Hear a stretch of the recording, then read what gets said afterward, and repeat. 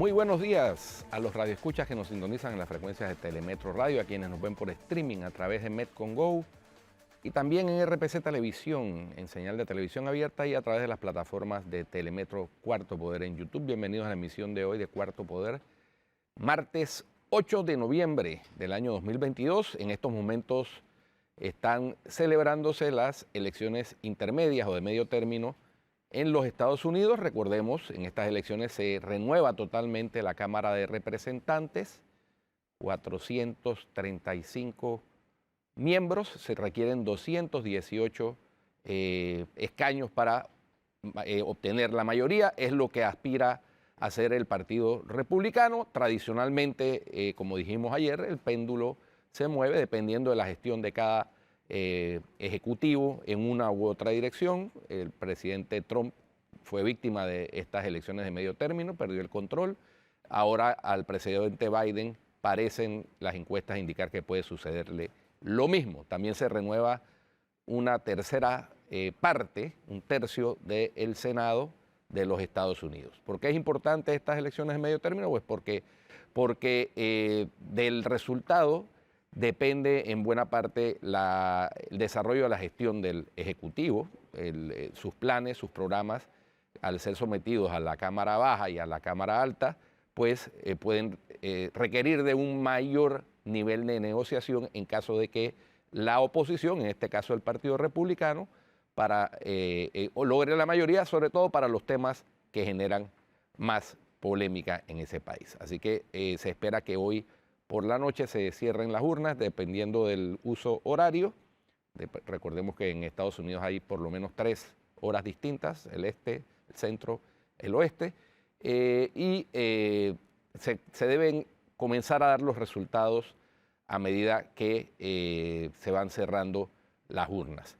Allá hay también encuestas a boca de urna, de manera que puede hacerse una proyección en algunos de los estados y circunscripciones en donde haya mayor diferencia en esas encuestas a boca de urna. Así que vamos a esperar pues atentamente estas elecciones que se producen en medio de un panorama agitado, no solo en Estados Unidos. El expresidente Donald Trump anunció que el próximo 15 de noviembre hará un anuncio histórico desde su residencia de Mar-a-Lago. Todo el mundo espera que el anuncio sea que va a aspirar a ser el candidato del Partido Republicano en las elecciones del año 2024.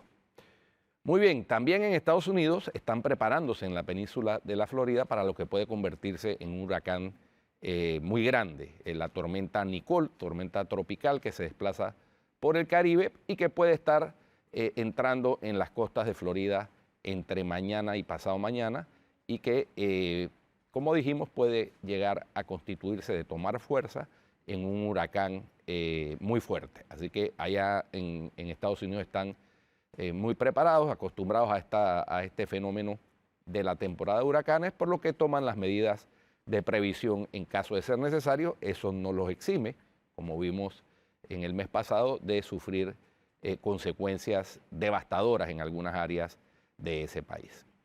Y por otra parte, también en materia internacional, pues como el ex primer ministro Benjamín Netanyahu ganó las elecciones y está próximo a constituirse en primer ministro de Israel nuevamente, el presidente ucraniano Vladimir Zelensky ayer conversó con él, le expresó las felicitaciones por el triunfo obtenido, y eso podría ayudar de alguna manera a abonar en el camino de una pronta solución al conflicto en Europa del Este. ¿Por qué? Porque Israel ha estado en una situación un poco neutral. Si bien apoya a Ucrania, no la ha apoyado militarmente. Netanyahu es un viejo conocido y cercano a Vladimir Putin. Sin embargo, el que Irán le esté proporcionando drones no tripulados a Rusia dentro del conflicto de Europa del Este, recordemos que Irán es un enemigo declarado de Israel, puede hacer que, a pesar de la cercanía de Netanyahu con Vladimir Putin, Israel le suministre equipo defensivo a Ucrania para defenderse de los ataques con drones iraníes. Así que es un rejuego, un ajedrez político, el que determina qué acciones va a tomar el nuevo gobierno de Israel, encabezado nuevamente por el derechista Benjamín Netanyahu. Muy bien, en el plano local, obligatorio referirse a el auto mixto que emitió ayer la jueza tercera liquidadora de causas penales, Valoisa Martínez, en donde decidió llamar a 35 de los procesados, de los encausados, de los imputados, en el caso de Odebrecht, llamarlos a juicio, decidió sobreseer a 11, decidió también desvincular del proceso a la persona jurídica, que como todos sabemos fue público, es la importadora Ricamar S.A. El día de hoy deben conocerse los nombres de esas personas que fueron objeto de este auto mixto.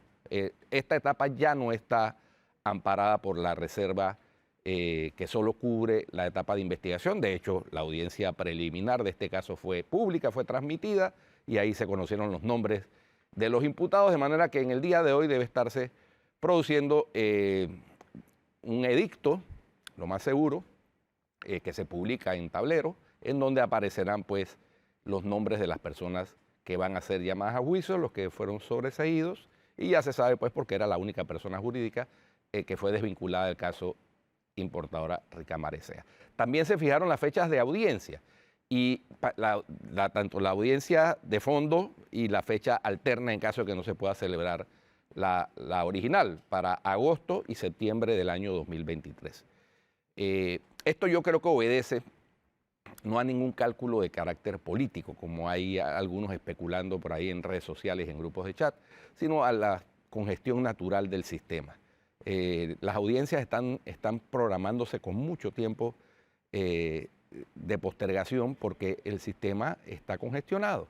Ahora el sistema penal acusatorio, este proceso se lleva todavía por el sistema inquisitivo mixto, pero el sistema penal acusatorio ha copado la capacidad de salas de audiencia que hay en el Distrito Judicial de Panamá y por eso es que ya las fechas están ocupadas, las salas. Entonces no se puede celebrar una audiencia si no hay dónde celebrarla.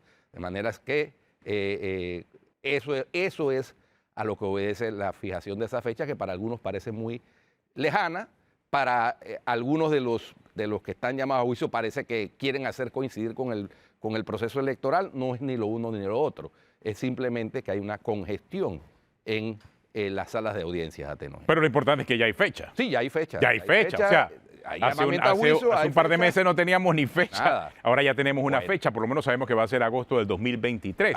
Ahora hay que conocer quiénes son los llamados a juicio, porque el comunicado es escueto, eso va a estar apareciendo en estos días, ¿no? Debe conocerse hoy, seguramente, porque ya esta etapa no está amparada por ningún... Lo que sí quedó claro es que la persona jurídica que estaba en el proceso, pues ya la jueza declaró no viable su inclusión en el proceso. Fue desvinculada y esa comentaba, todo el mundo sabía que era importadora Ricamar. Exacto, porque era la única persona jurídica que estaba en el proceso. Y creo que en eso sí quedó claro el comunicado. Lo demás, el comunicado es quizás muy ambiguo.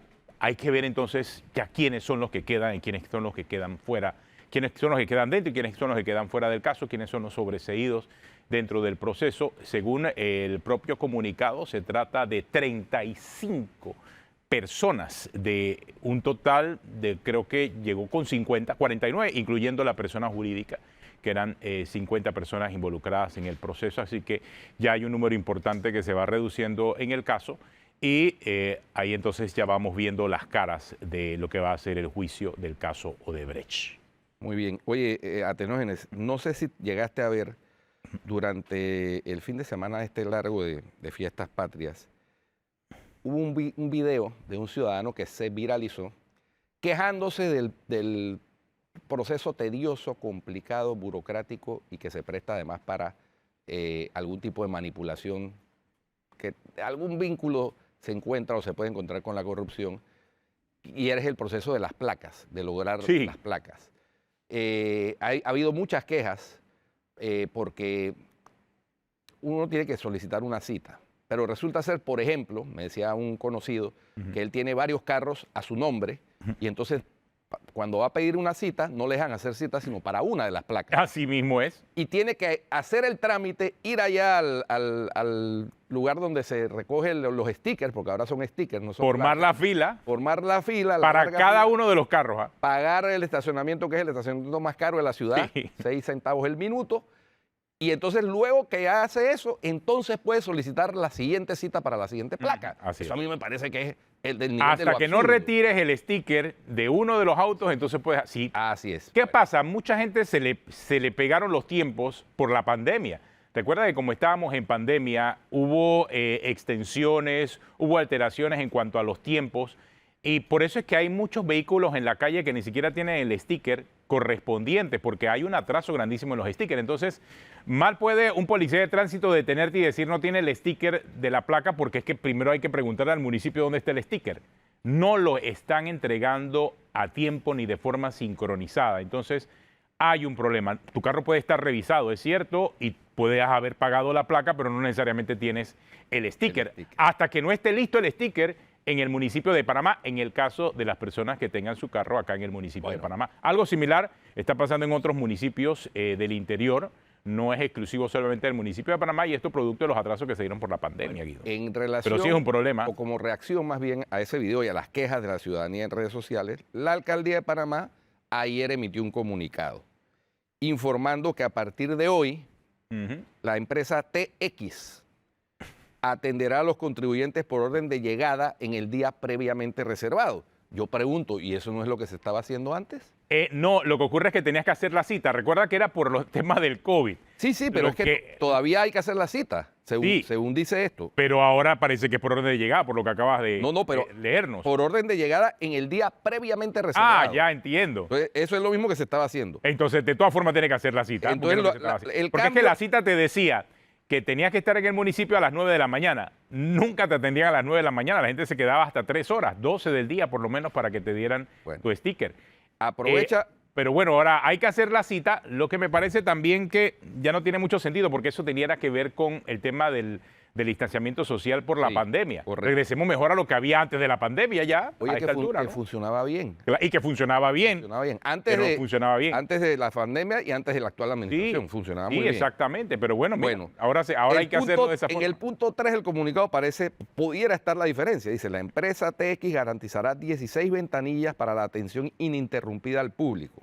Las ventanillas del 1 al 15 atenderán al público en general. La ventanilla 16 atenderá exclusivamente a bancos, instituciones financieras, agencias de autos y talleres autorizados debidamente registrados en el municipio de Panamá.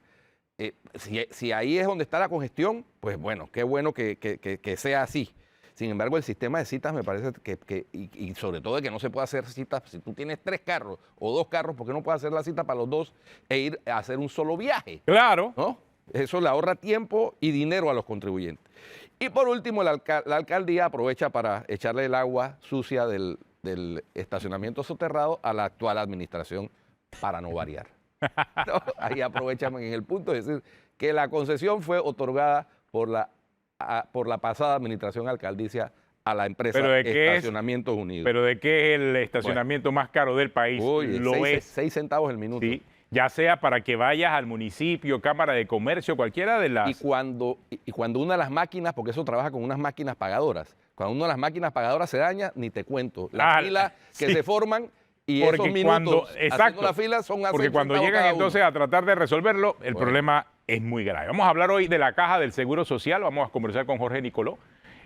Hay mucha espera con relación al diálogo del Seguro Social. Hay mucho sobre la mesa en este momento acerca del futuro de la caja de Seguro Social, así que vamos a tratar de poner en orden algunos de estos conceptos con Jorge Nicoló en unos minutos aquí en Cuarto Poder. Quédese con nosotros.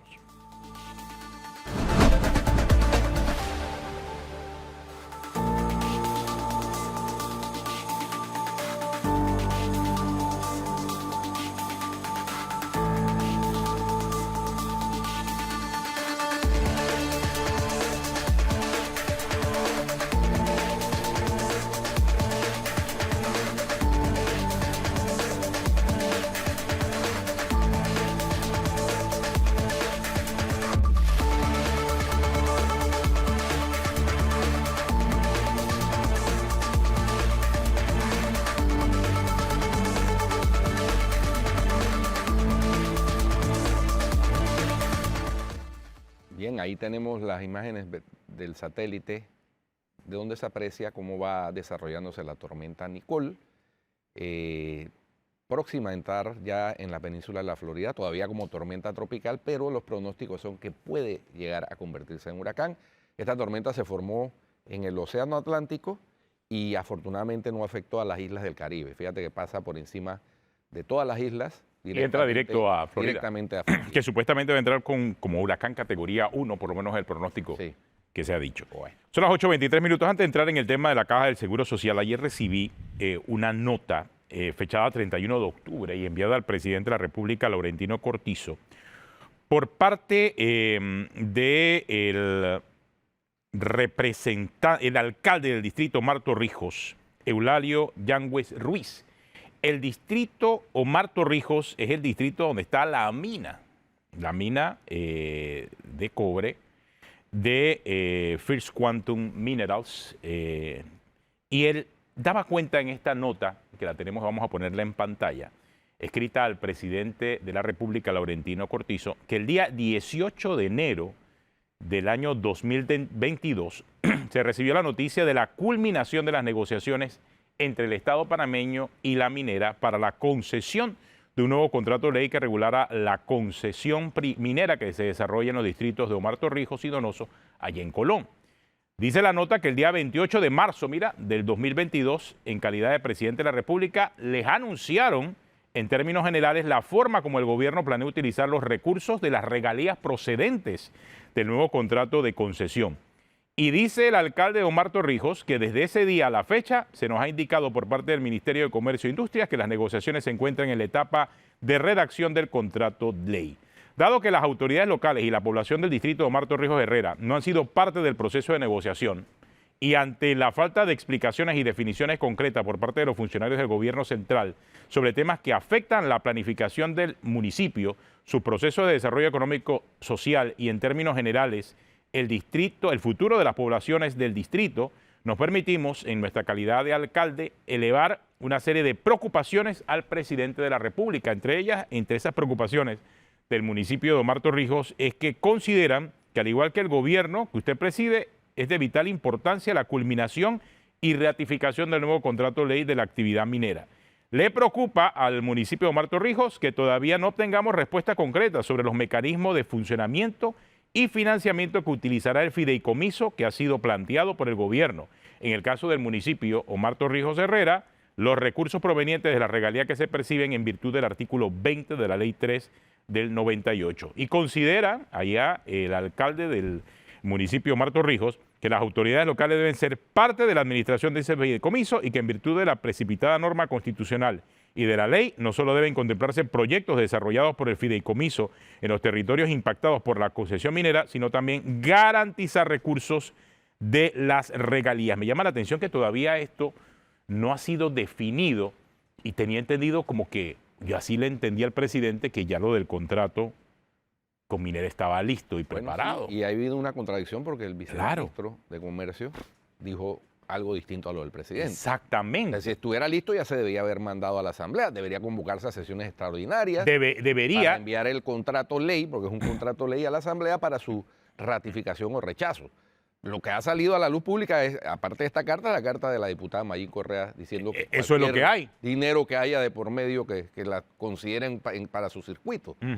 Entonces, eso es lo que hay. Creo que hay una desconexión, sobre todo entendiendo que el municipio de Omar Torrijos está al lado de la mina y que en todo caso debió ser informado dentro del proceso. Por lo que dice el alcalde, pues no se le informó, a pesar de que enero de este año ya se le dijo que se había culminado. Pero ¿qué pasa con las etapas posteriores? ¿Qué pasa con la interioridad del contrato? Por lo que dice el alcalde, a él tampoco se le ha informado. Vamos a ver qué va a pasar con el contrato de la mina. Oye, me mandan a decir que después del comunicado de ayer, el municipio también emitió otro comunicado donde dice que en lo que falta del año 2022 los contribuyentes podrán retirar hasta 10 placas de distintas personas sin excepción, llevando el poder y demás, y quienes posean más vehículos podrán retirar calcomanías sin límite. Vamos a ver si es cierto. Bueno, eso es verdad, ¿no? Eso sería... Eso cambia las cosas. Lo lógico. Cambia las cosas. Eso de ir una vez y después esperar para hacer... Después que te la dan, entonces que tienes que pedir la cita. Ojalá sea así como dice este segundo comunicado.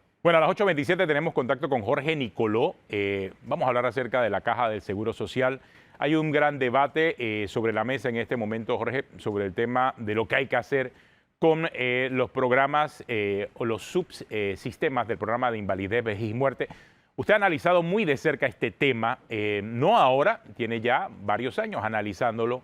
Y sí sería bueno poner en perspectiva las realidades que se están planteando, porque pareciera que hay un solo camino, cuando quizás no es uno el camino que hay que tomar, sino la suma de muchos caminos para llegar a una sola solución, que es tratar de rescatar el programa de invalidez, vejez y muerte. Buen día, Jorge, gracias por acompañarnos. ¿Cuáles son tus recomendaciones y cómo evalúas la situación actual?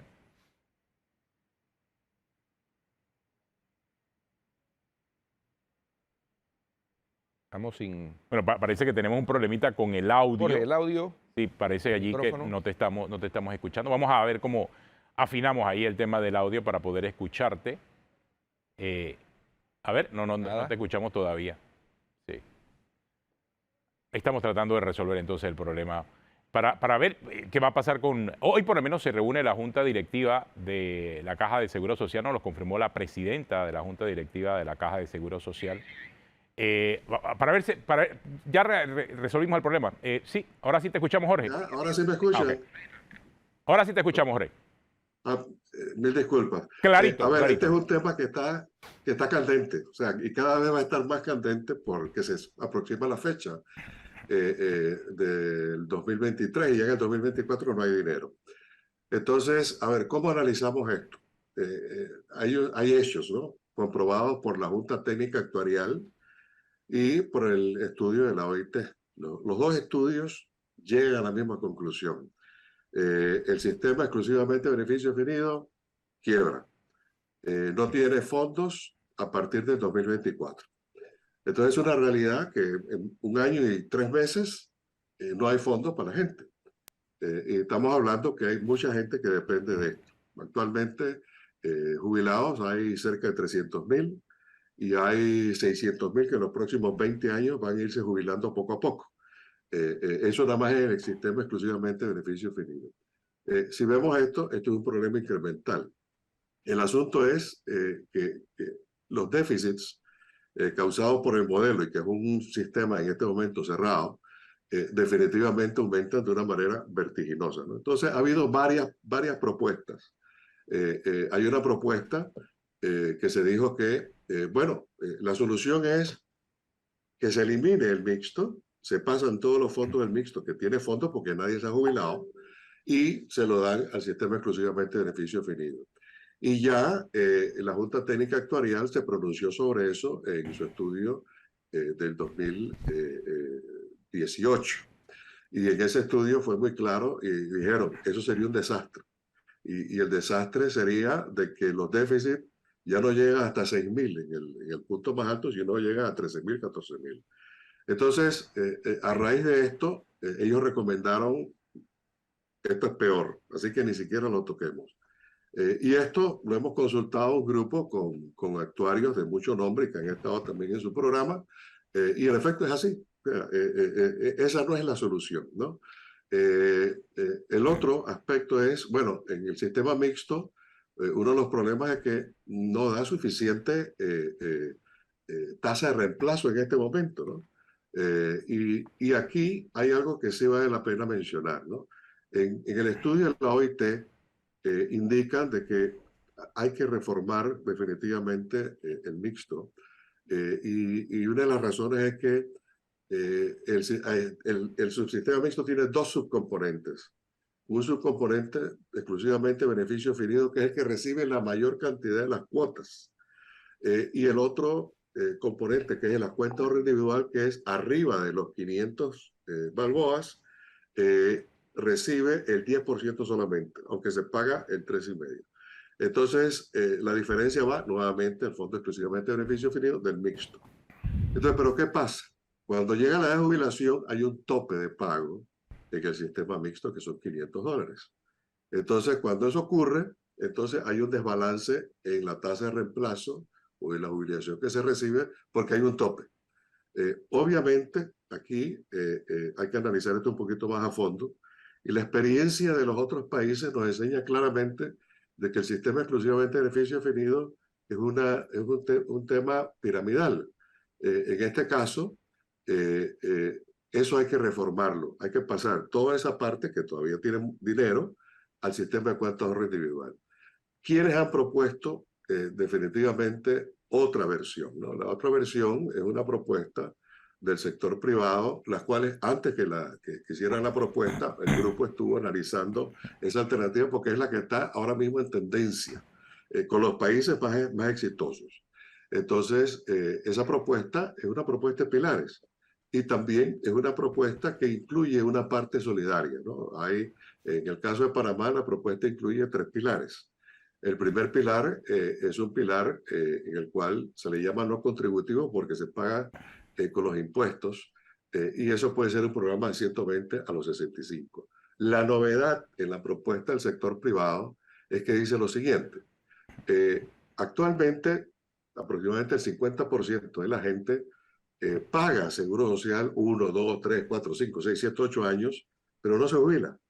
Entonces, la propuesta es, un momentito, ahora, si pagaste 5 años, 6 años, esto se te va a sumar a los 120, a los 65.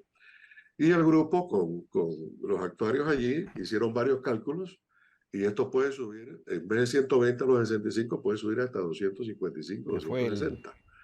Lo cual es una gran diferencia en lo que Bueno, recibe ese hemos tenido sector algo que de es el más problemas pobre. con el audio nuevamente. El audio. Sí. Ah, Jorge, sí. sí, ahora sí te escuchamos, Ahora Jorge. Sí, es que por un Ya. momento dejamos de escucharte. Ok. Bueno, el asunto es que hay formas, en lo que es contribución definida, que es el sistema mixto, hay formas de que puedes hacer los ajustes. Y la razón es muy clara.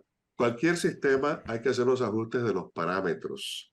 Y esa es una realidad que tenemos que ver. Por ejemplo, en México se pagaba muy poco. Creo que era 9%, y ahora lo subieron al 15%, aumentaron 6%. Entonces, porque estaba muy bajo la cotización. Una cotización ideal siempre está entre 18 para arriba. Así que en estos casos, la situación actual es que hay que hacer la reforma, no pensar en unir los dos sistemas, porque crea un problema infinitamente mayor. Sí hay que aplicar medidas paramétricas, hay que afrontar la realidad.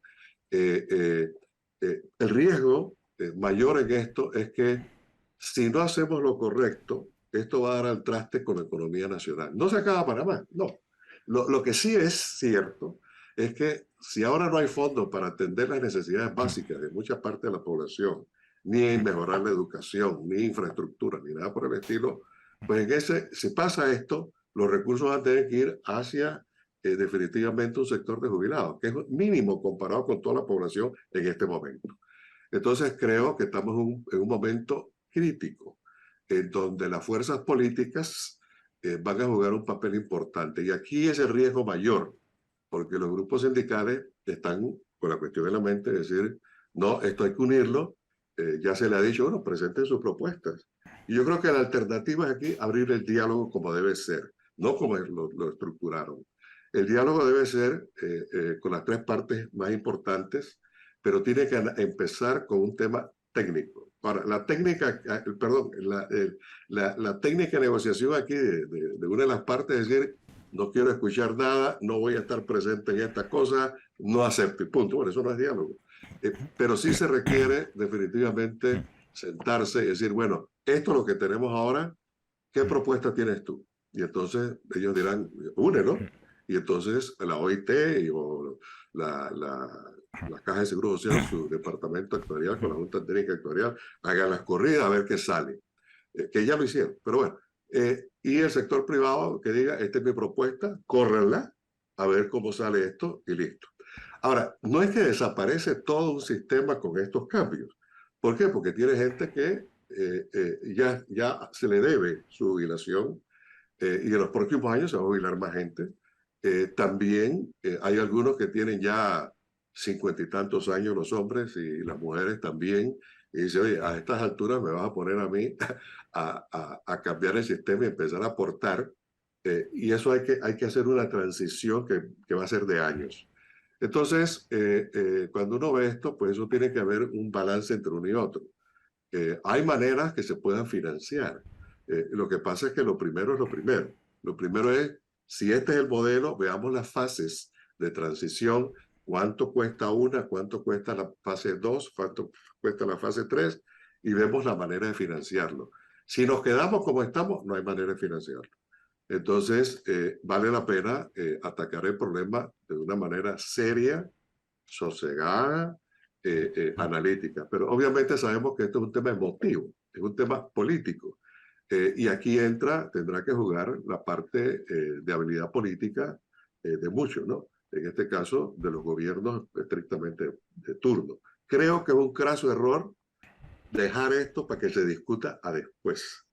Yo creo que ahora es el momento de sentarse las partes y empezar a llegar a un acuerdo para posteriormente decirle al país esto es lo que pasa y requiere esto un acuerdo nacional en donde se le diga a la gente la verdad. Ahora, ¿quiénes van a ser los más afectados? Los más afectados no van a ser los ricos. Los más afectados no van a ser los de muy alto ingreso. Los más afectados van a ser específicamente los obreros.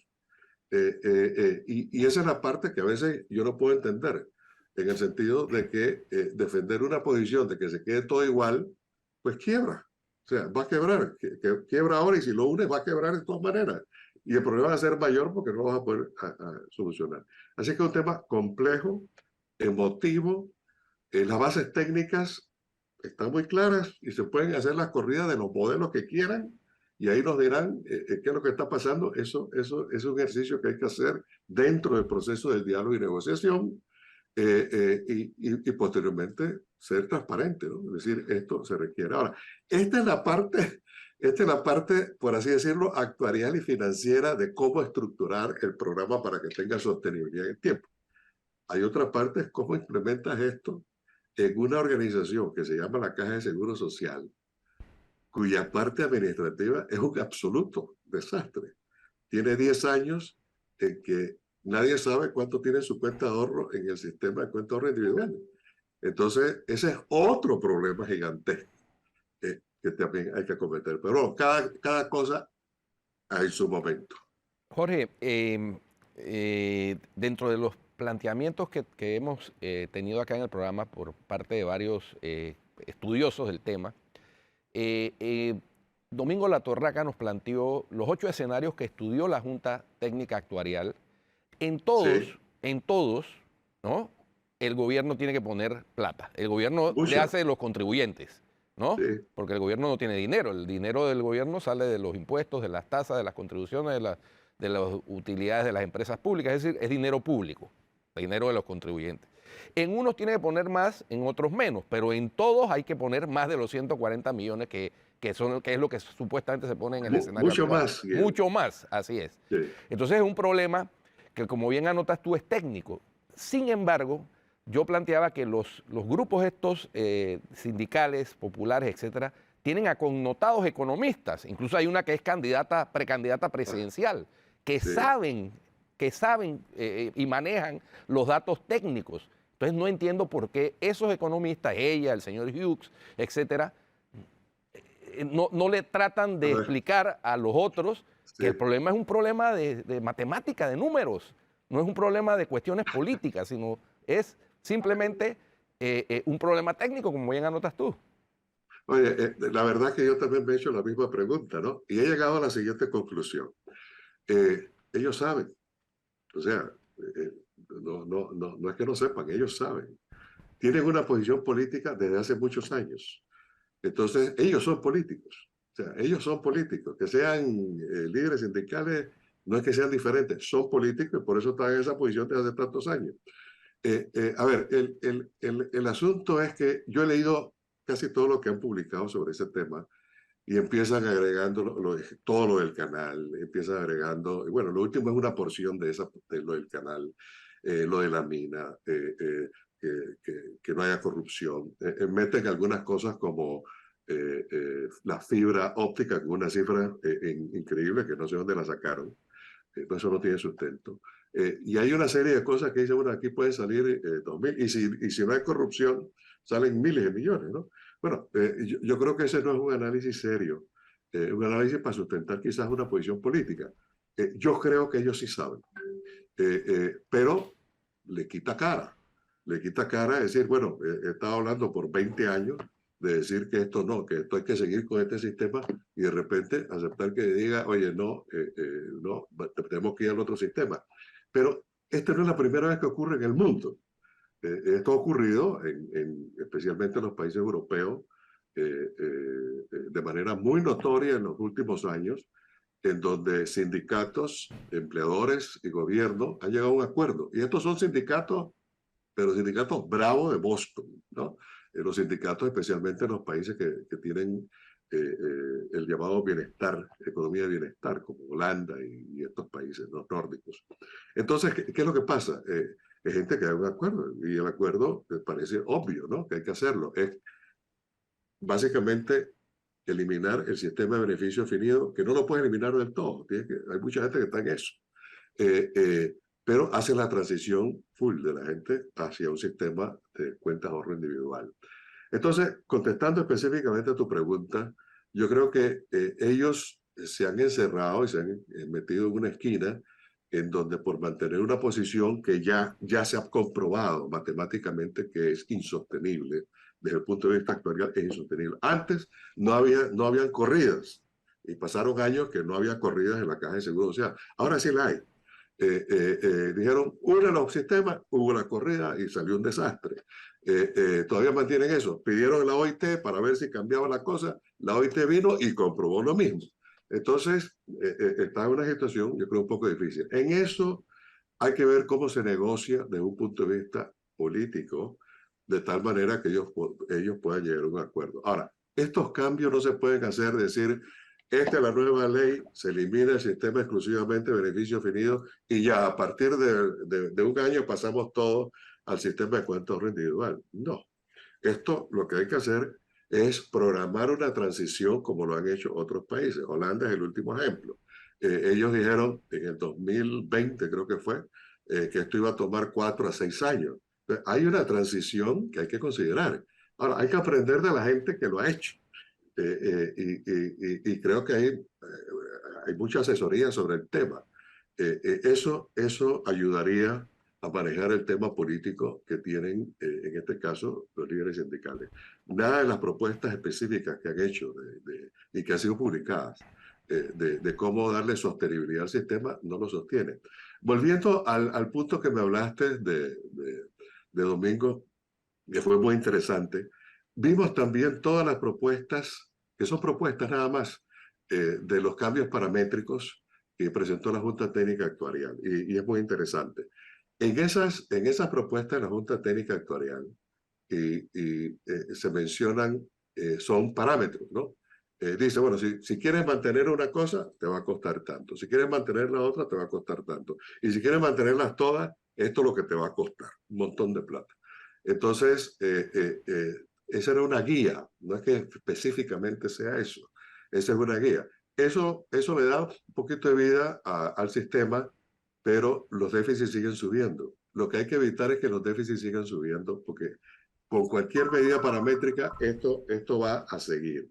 Entonces, en el sistema exclusivamente de beneficio definido, lo que hay que hacer es parar el incremento de los déficits y solamente hay un par de alternativas para hacerlo.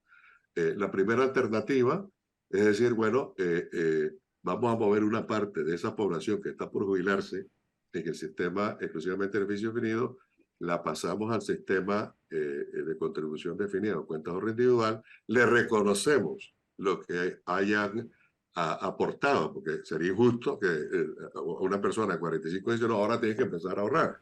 Te reconocemos lo que has aportado, te damos un bono de reconocimiento que cuando te vayas a jubilar se hace efectivo. Esto lo han hecho otros países. Entonces, tiene asegurado un monto por el cual ha pagado a través de los años. Entonces, yo creo que hay en la mesa alternativas para manejar esto. Pero el problema álgido es que las posiciones todavía están extremas. Ahora, este no es el peor problema del mundo. Hay problemas peores que se han resuelto. Lo que pasa es que hay que tener quizás yo diría el coraje de decir, bueno, vamos a sentarnos a conversar. No, no quiero conversar contigo. No, pero es que te va a costar más y va a ser peor. Hay que convencerlo. Pero eso tiene que suceder. O llamar a que se corran, se hagan las corridas, se llaman los tres, si no entran todos, pues bueno, qué cosa, pero ya empiezan a hacerse las corridas, las propuestas que se han hecho, propuestas que se han hecho.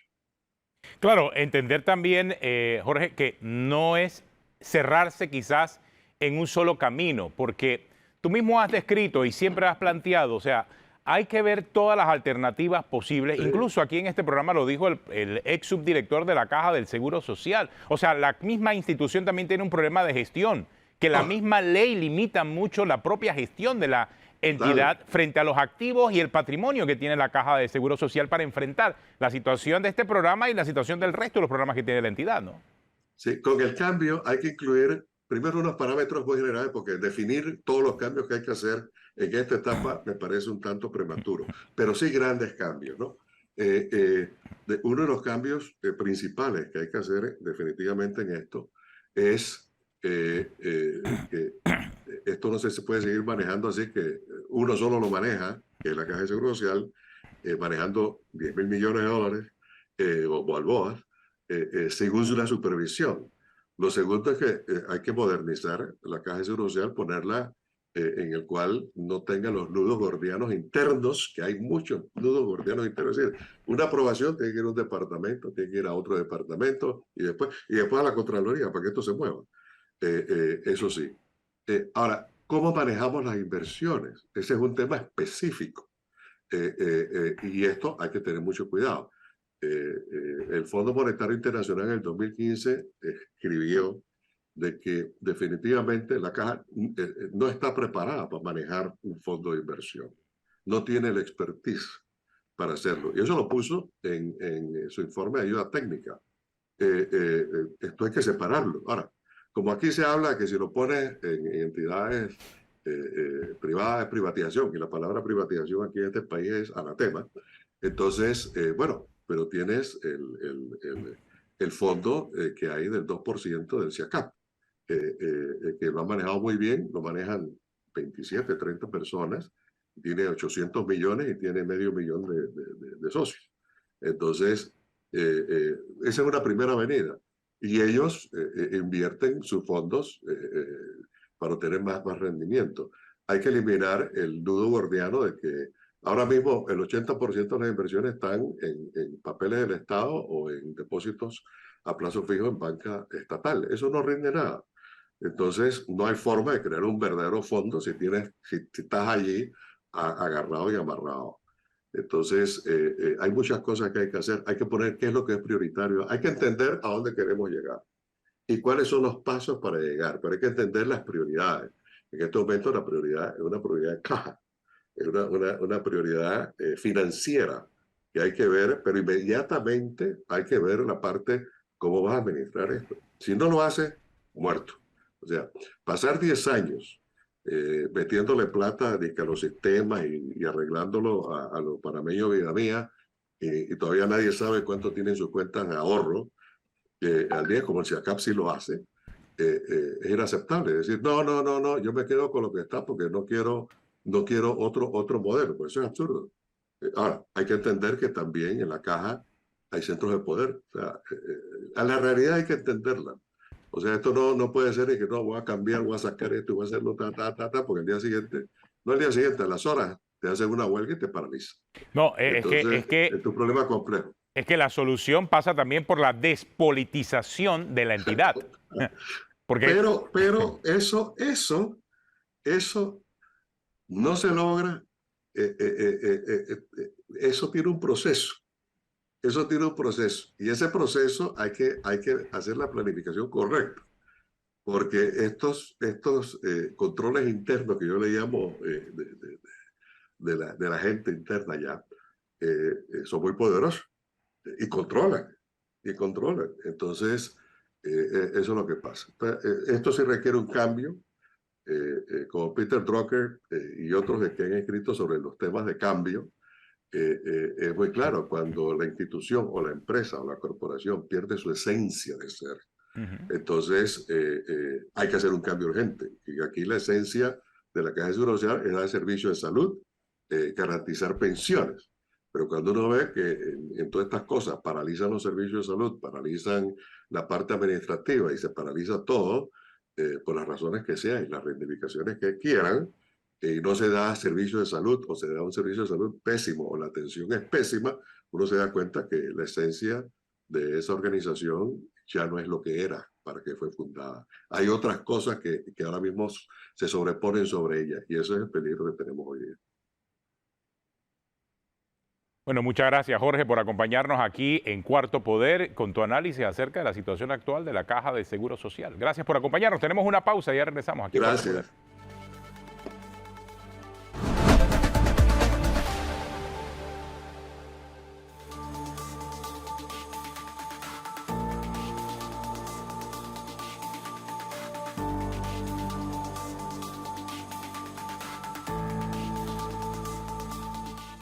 Bueno, continuamos ya en la parte final de Cuarto Poder. Esperemos entonces que haya diálogo de la Caja de Seguro Social, porque el otro problema que hay es que no termina de aterrizarse el diálogo del seguro, que es la alternativa para que todas las partes supuestamente analicen estos temas importantes para ver de qué forma se puede solucionar. Dándosele largas a algo que ya todo el mundo tiene la documentación técnica que sustenta la necesidad de tomar el toro por los cuernos, como se dice a Tenógenes, y enfrentar el problema. Entonces, dándole largas, lo que hacemos es agravar el tiempo y la bomba sigue tic-toc, tic-toc, ¿sí? Como las gráficas que circularon ayer, muy interesantes, sobre la gravedad del problema y cómo eso, si no se aborda ya, va a generar un tema que, como bien mencionaba Jorge Nicoló, va a afectar a la economía nacional. Y va a afectar sobre todo a los sectores más necesitados, a los sectores obreros, a los sectores de trabajadores. Entonces, esto hay que enfrentarlo, pero con carácter de urgencia. Sin embargo, se mantiene como si fuera un tema... Sí, y ese sentido de urgencia yo no lo estoy viendo. Y no solamente es particularmente el problema del programa de invalidez, vejez y muerte, que puede terminar cancelando el resto de los programas de la Caja del Seguro Social, sino todo el modelo de gestión de la Caja del Seguro Social, como dijimos.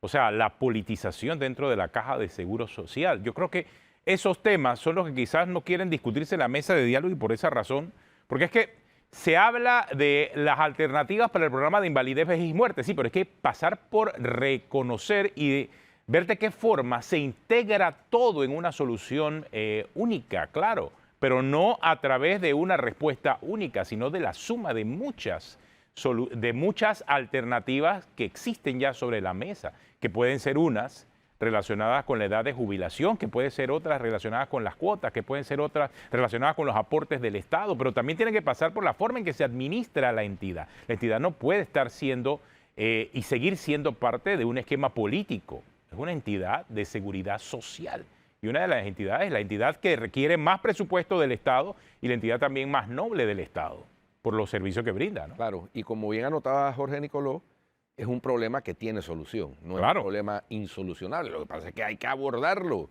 y hay que enfrentarlo para buscar la solución. Dejándolo ahí, pateando la pelota para la cancha que ya se acabó. Ya no conviene. No, ya no se puede, o sea, ya la cancha se acabó, ya no se puede patear la pelota. Y la responsabilidad, sí o sí, le va a corresponder a esta administración. No tiene de otra. Entonces, compartida con las dos anteriores administraciones que patearon la pelota. Más la que viene. Y la que viene, si no se resuelve el problema ahora, va a enfrentar el problema porque casualmente las reservas se acaban en el año 2024. Exacto, coincidentalmente. Si no se aborda este tema como debe hacerse. Muy bien. Terminamos. Se nos acabó el tiempo. Si usted sigue en Telemetro Radio y en Oye TV, continúe con el brunch y en RPC Televisión en CIS New Orleans. Hasta mañana. Hasta mañana.